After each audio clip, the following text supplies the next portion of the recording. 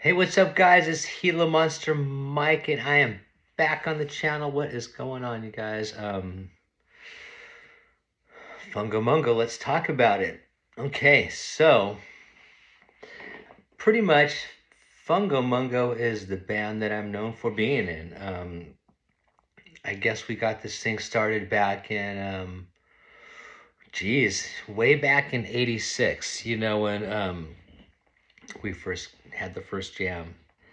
It was at Jeff Gomes at his parents' house on Central Avenue in Fremont. It was totally nuts. It was right next to the DMV. The original guys were Kevin Silva and Jeff and myself.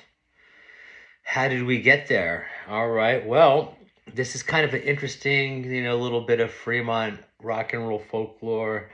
Um, so they were jamming, and when I say they, Kevin and Jeff were jamming with my buddy Glenn, who I was friends with, and we had hung out and we were playing guitar as kids.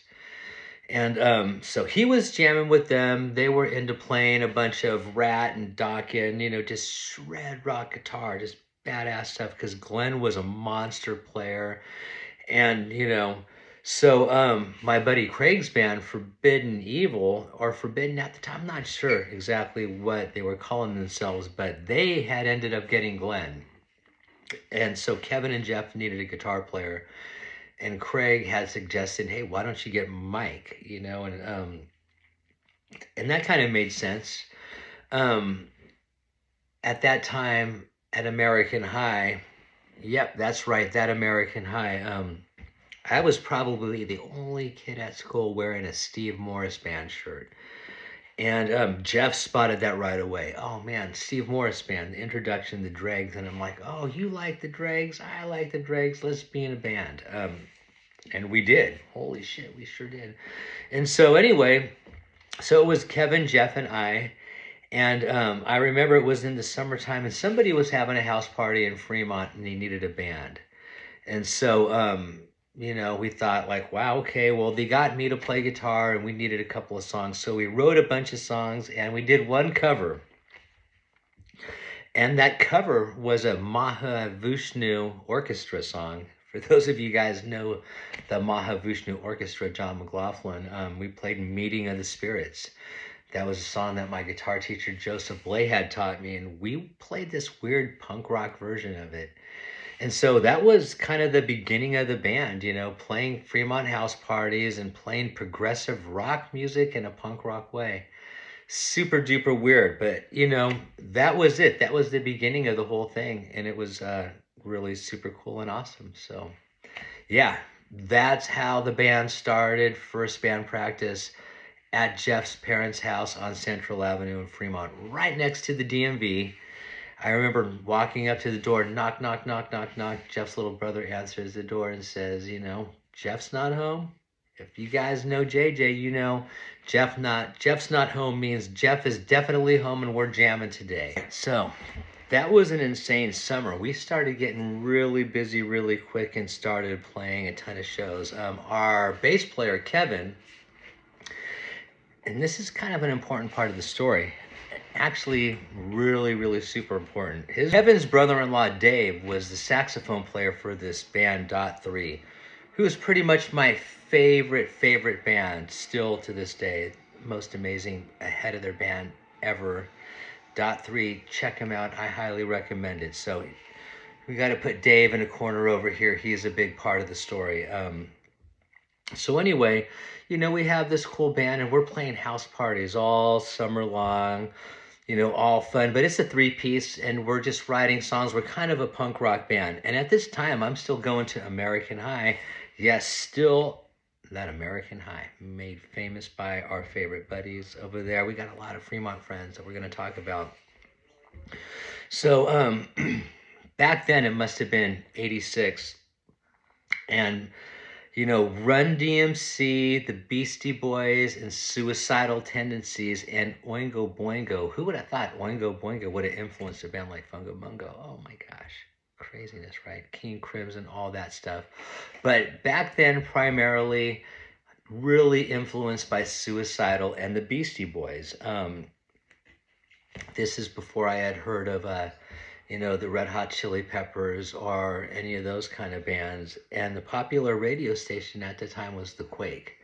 And that's where I first heard Fishbone. I was like, oh man, these guys are super cool. And that's where Dave comes in, you know, used to hang out at his house a lot. He lived right by Thornton Junior High. And he would sit there and I'd go to his house and he would turn me on to the coolest music. I love you, Dave Ryle. Thank you so much for all the time you spent helping a young guy out learning the ins and outs of rock and roll music. Yeah, you're the man. And I got to have you on the channel because, oh my God, you probably got some crazy ass stories to tell. So moving forward, you know, still in high school. And I think, you know, we all think in the band that it's important to play the schools that we go to. So we play American High. I'm the singer. Oh my God, that's the most freaking terrifying thing I've ever done. Holy shit. We play at a bunch of different places. We go through a couple of different singers. And then I graduate from high school class of 87. And, you know, go to 13th grade at Ohlone College. And I meet Damon Ramirez. Damon, the king of IRV, Irvington. And, you know, instantly, I friggin' love the guy. You know, and we kind of had crossed paths before. But, yeah, this guy is my new musical soul brother to this day. I love you so much, Damon.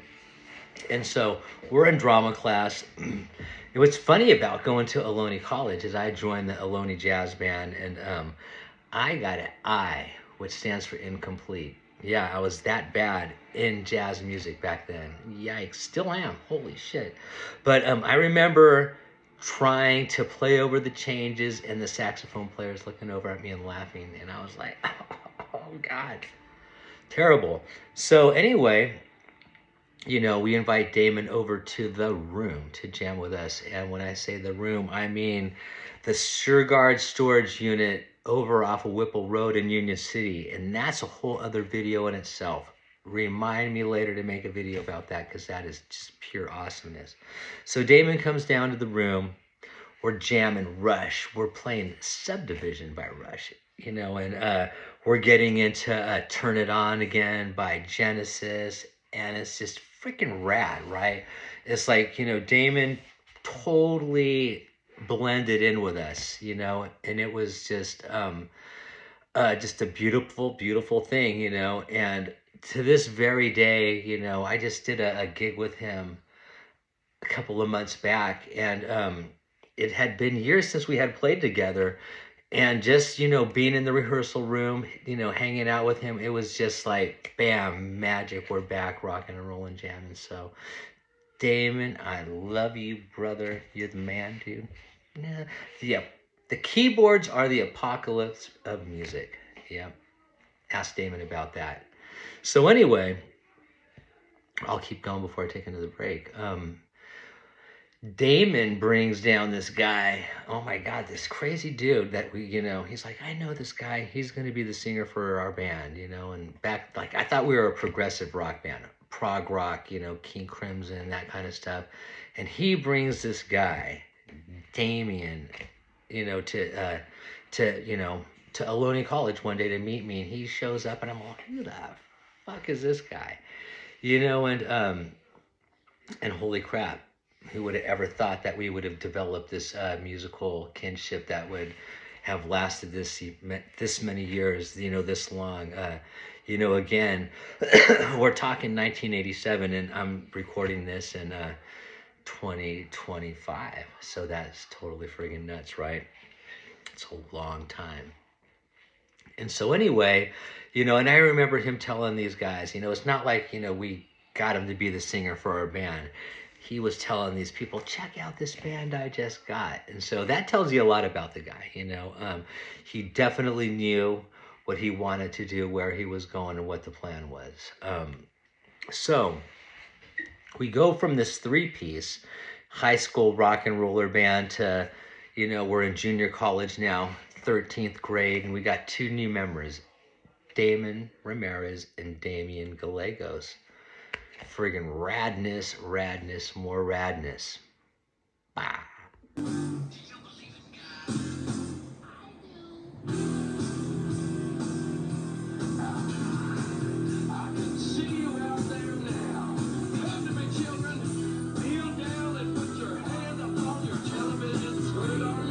quả quý giá. Giờ đây tôi hiện diện vì những nụ cười những người quan trọng nhất. Ăn mặc con gái gia đình tôi đó là niềm tự hào lớn nhất. Không nhìn lại, không nhìn về sự mơ nhạt, chỉ học lấy bài học. Những cây cầu tôi đó là lịch sử, là lịch sử, là lời best lịch sử. Dưới bầu trời mở nhịp điệu này là lời cầu nguyện, sự phục hồi này là lý do. Xem bạn thiết kế kiến trúc tâm hồn tôi xây lại nên tin. Đó không chỉ là sức mạnh ý chí mà là con đường cao hơn tôi tuân theo. Gọi là tinh thần, gọi là nguồn, gọi là dòng chảy thế lực tôi